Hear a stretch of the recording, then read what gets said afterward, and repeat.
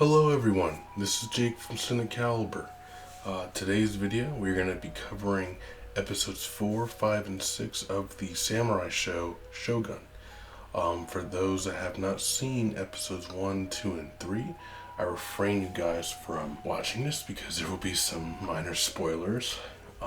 If you guys wanted to watch my review for those, they're going to actually be in the description of this video on the bottom, so go ahead and click on that and you guys can start off with that, and then also in that video there will be a link for this video as well, and you guys can continue to watch this review series on this TV show. Another thing I wanted to bring up with you guys is to kind of generate a conversation.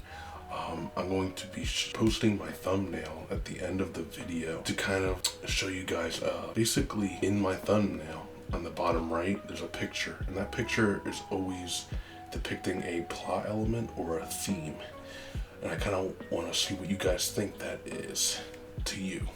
It's always something that I'm covering in the video, so I want to see what your guys' thoughts on this are. So yeah, and that's basically that, and now we can kind of get into the reviews for these episodes. So let's start off with episode 4, and we're going to go off of a plot summary here. Episode 4, Blackthorn and Mariko test their new alliance as they train Toranaga's gun regiment for war. Yabashigi must navigate his past promises to Ishido when an old friend comes to the village. So the first batch of episodes, back to 1, 2, and 3, they kind of focus more on the world building of this show. They showed the different political aspects of it. They introduced the main characters and some minor characters here and there. But it wasn't really until I noticed in these batch of episodes they really start to focus on the characters, and it's a little bit more in depth with them than it is the actual world building, because they already established the setting and the plot and everything, so now they're just gonna dive into the characters. So episode 4 basically it kind of continues where episode 3 left off, where the main characters, John Blackthorn, Toranaga, and Mariko, they kind of went off into the sunset after they escaped Asuka. So now they're kind of starting their own conquest against these regents that are kind of after them, basically. So the first thing that was really prominent in this episode was kind of the relationship between John Blackthorn and Mariko. So Mariko is basically John Blackthorn's interpreter through the country. So she, interprets any conversation between him and another Japanese character, basically. So this one, Toranaga kind of goes on his own to start building his army, but he leaves her and Blackthorn together to kind of start building their army in the one village that they're at now. So I really liked that part of the episode because you get to see them kind of develop some kind of like a unique relationship with each other. They kind of don't like each other. They both have some mysterious dark pasts, and they kind of just get closer and closer throughout this episode, and I thought they paced that very well. And it kind of gets to a point where it kind of like sparks a romance in a sense. So like I said, some slight spoilers, but I really thought that was a really strong aspect of this episode. And then they also included Fuji, who in like the first episode, her husband had done something and it was pretty bad, and then she was kind of ashamed. So this episode, she's like the courtesan for John Blackthorn, so it's like her chance at redemption. And I liked how they kind of included her, and now she's become more of a prominent character as well in the show. So yeah, there's a scene particularly between her, Blackthorn, and Mariko I thought was a really nice inclusion of them all, and it kind of just shows, like I said, the writing in this is just really up to par, and just the characterization as well. Beyond that, for this episode, we also get to see more of Yabashigi. I've been saying in the last video, I just don't know what to think of this guy, but he kind of solidifies himself as just like a weasel in this episode. He just double crosses everyone.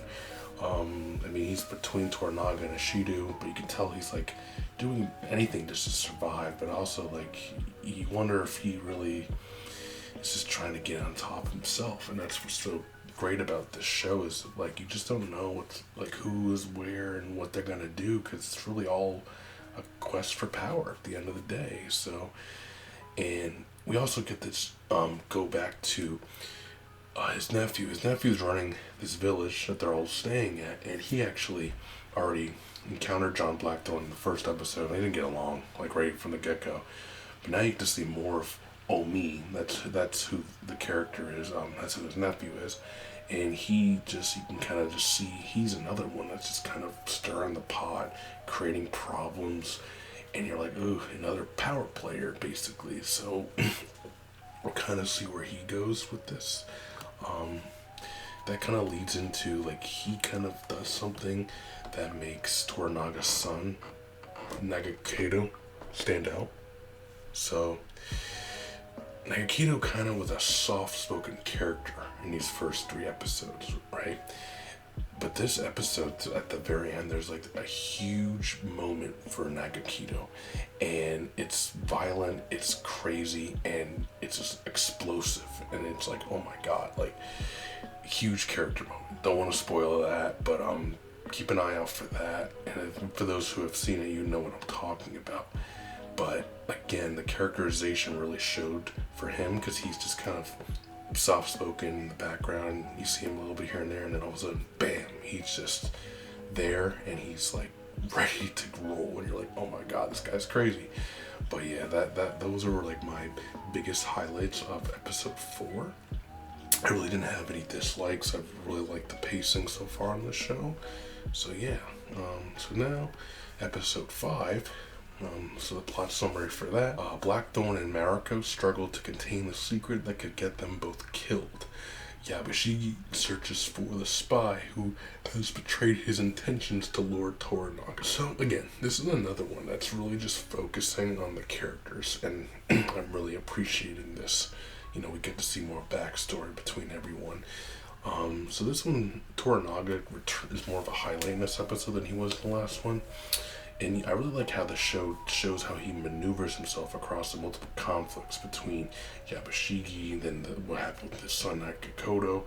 And he continues to just show this how he's just such a smart leader, because you just don't know what he's going to do either. Like, it's like he knows Yabashigi's bad, but he's also using it to his advantage. So you're like, oh, what is he going to do? He's basically got a spy feeding him information. And Yabashigi is kind of onto that, and he's, still plotting against Toranaga, and he's searching for this spy. So that was kind of a big subplot in this episode, and I guess it solidifies Yabashigi again as a villain. He's becoming a villain more and more each episode. But yeah, Toranaga, he's just such a great character, great protagonist. But at the same time, it's like, is he really a protagonist? Like, the show just really has so much mystery surrounding this guy, and so much of the other characters as well. Another big thing that I noticed in this episode was Bontero. I don't know if you guys know, or remember if you watched the last episode. Bontero is Mariko's husband, and I always said, like, they're like, oh, he died, but they never showed him dying. I'm like, yeah, he's coming back, and sure enough, I suppose he does return. And it's a huge part in this episode. There's a scene particularly where he's having dinner with Mariko, Fiji, and Blackthorn, and let me tell you, it's like one of the best scenes of drama I've seen in a show. Like, the suspense is like really, really high up there, and it's because of what's going on between Blackthorn and Mariko. Now that her husband's back, it's kind of awkward, and they both know it, and then Blackthorn and Bontero don't like each other, so that kind of adds to it. So, and the way they pace an episode, they have like a drinking contest, and then that turns into something else, and you're like, oh my gosh, this is getting pretty heated. I really liked that, and I liked the build up of that very well. And then again, it kind of goes, there's like a whole cultural aspect of it too that I really liked, because like Blackthorn is like a figure of authority now, even though he's like from another country, and he doesn't know what to do with that. So basically, yeah, I like that a lot. And then also, this episode particularly focuses on Mariko, who I've been waiting to kind of get a focus on. She basically has a bit of a troubled past. Like, her father was involved in a plot to destroy the leader before the original Taiko, and basically she's just trying to redeem herself. But when it gets revealed, it's like, oh my god, like, all right, now I know your motivations, I know like more about your character, what you're trying to do, and it just makes her more relatable. And again, the storytelling again is just is so up to par. They do such a good job just focusing on these characters. And then, I mean, this episode too had another huge like cultural moment that was just like, oh my god. Like, basically a bird, a freaking peasant, basically displays this ruthless culture in the 1600s Japan. So it's like a bird just doing all this, like, all this craziness happens because of a bird, and you just don't know how it happens, you know. And you know, Blackthorn's just in the middle of it, but it also builds his character, which I really liked. He's just kind of changing from this country, and this whole thing that happens with the bird really puts into perspective for him, like where he's at, what's happening, and it's changing him. And I can't really say it's changing him for the bad, it's changing him for the better. So I really like that too. And like, they're building his character up more and more each episode as he kind of navigates and learns this new country that he's discovered. So that was a huge part. And then another one that that was really good with this episode was, we kind of go back to the villain, I guess you would say, Ishido, as he's at Asuka trying to get the regents to look for a replacement for Toranaga and basically just vote on getting rid of Toranaga. But he's having some issues there, which Toranaga kind of plotted. But then we get to see the introduction of Ochiba, who is the late Teiko's wife. So they don't really show her a whole lot, but I'm telling you, from her debut, I was like, oh man, she's gonna be a problem. So, and actually that goes right into the next episode. So, yeah, I didn't really have any of the dislikes of episode 5 either. Like I said, the pacing continued to be stellar. It's really good story writing. They're doing a great job with this show so far, and that's about halfway through the show because there's about 10 episodes. So now we're on episode 6. So episode 6, the plot summary is Lady Uchiba returns to Asuka in order to accelerate the regent's campaign against Toranaga. In Najiro, Toranaga tests Mariko's loyalty to its cause. Najiro is the village that they've been staying at. So just if anyone was curious. So this was like the big turning point in the show. Like, the show is like, it's basically war after this. So it's building up. We're at a really good point in the show. One of the big things I saw was the new antagonist, Ochiba. She basically is just taking control of the regions at this point. The writing does like a tremendous job, basically showing her tragic backstory, but also making her a relatable yet ruthless foe. And it kind of crosses paths with Mariko as well. So it's like you learn more about both characters, and it's written so well. I mean, she's basically, I would say, more of an antagonist than Ishido. Ishido's kind of just a pawn in her game, so it's going to be interesting to see what happens to him, if he's going to keep going along with her craziness. But so far, like, she's proven to just be a great antagonist just from the one episode, you know? So then we kind of go back to like Toranaga, and he's sensing some kind of a tension between Blackthorn and Mariko, and he needs to test Mariko to see where her loyalties really lie. Is it with him, or is it with Blackthorn? The way he does it is kind of like he has her go with Blackthorn to a brothel, so it's kind of a little bit of an awkward sequence that happens there. But nonetheless, it does continue to grow that relationship between John Blackthorn and Mariko. So I enjoyed it. It was decent. It wasn't one of the better parts, but it was okay. Yeah, and the other characters too, like, they're starting to bring in these sub characters to be more of a hindrance. Omi, who I said was Yabushigi's nephew, and then we also had the returning Bontero, who was Mariko's husband. they both don't like Blackthorn, and you can tell from this episode that they're building them to be some kind of a hindrance going forward. So I could see them turning on Toranaga, or I don't know, just trying to get rid of Blackthorn altogether, but it's going to be interesting. They haven't really crossed paths, but they kind of are, you could tell, like, they do not like Blackthorn, and they're not going to be putting up with him much longer. So, and then they also go into a little bit of this thing called Crimson Sky, which is like a full war on tactic, but it's basically a plan to make Toranaga full Shogun.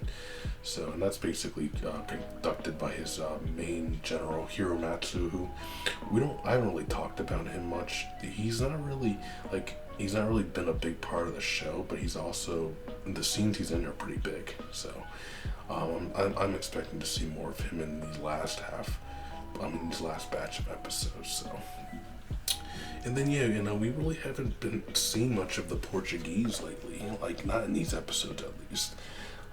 But they had one scene in this episode, and they're kind of like, what's going on with this world right now? Like, who should we be going against, So again, it's more of the political side of things, but I'm sure they're going to pop up in these last half episodes as well. But yeah, those were basically my review on episodes 4, 5, and 6. So for my conclusion, basically the show contains to be some of the best TV storytelling that there is right now.